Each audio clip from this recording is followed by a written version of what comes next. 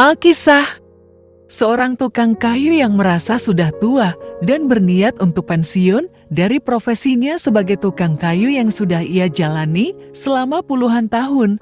Ia ingin menikmati masa tuanya bersama istri serta anak cucunya.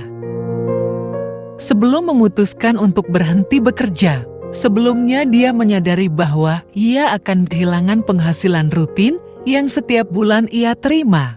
Bagaimanapun itu, ia lebih merasakan dan mementingkan tubuhnya yang sudah termakan usia, karena ia merasa tidak dapat lagi melakukan aktivitas seperti tahun-tahun sebelumnya. Suatu hari, ia mengatakan rencana ingin pensiun kepada mandornya. "Saya mohon maaf Pak, tubuh saya rasanya sudah tidak seperti dulu. Saya sudah tidak kuat lagi untuk menopang beban-beban berat di pundak saya." Setelah sang mandor mendengar niat tukang kayu tersebut, ia merasa sedih karena sang mandor akan kehilangan salah satu tukang kayu terbaiknya, ahli bangunan handal yang dimiliki dalam timnya. Namun apalah daya, mandor tidak dapat memaksa untuk mengurungkan niat si tukang kayu untuk berhenti bekerja. Terlintas dalam pikiran sang mandor untuk meminta permintaan terakhir sebelum dirinya pensiun. Sang mandor memintanya untuk sekali lagi membangun sebuah rumah untuk yang terakhir kalinya.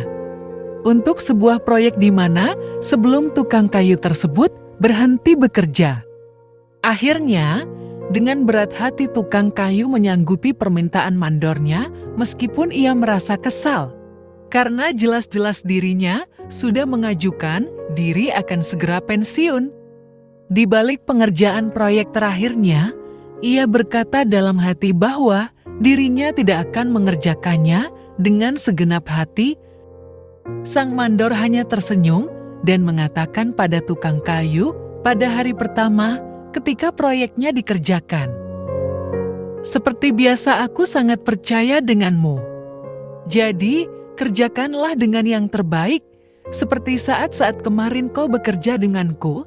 Bahkan, dalam proyek terakhir ini, kamu bebas membangun dengan semua bahan-bahan yang terbaik yang ada." Tukang kayu itu pun akhirnya memulai pekerjaan terakhirnya dengan malas-malasan. Bahkan dengan asal-asalan, ia membuat rangka bangunan.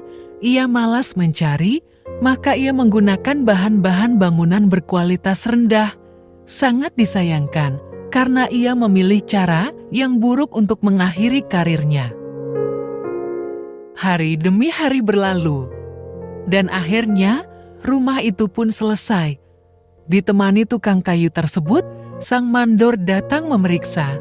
Ketika sang mandor memegang gagang daun pintu depan hendak membuka pintu, ia lalu berbalik dan berkata, "Ini adalah rumahmu.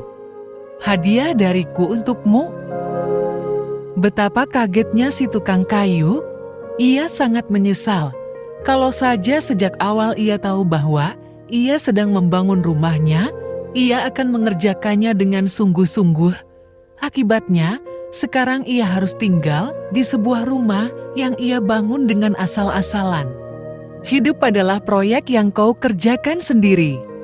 Semua yang kau lakukan akan kembali kepada dirimu sendiri. Pelajaran apa yang dapat kita petik dari kisah tadi? Tulis di kolom komentar ya. Terima kasih.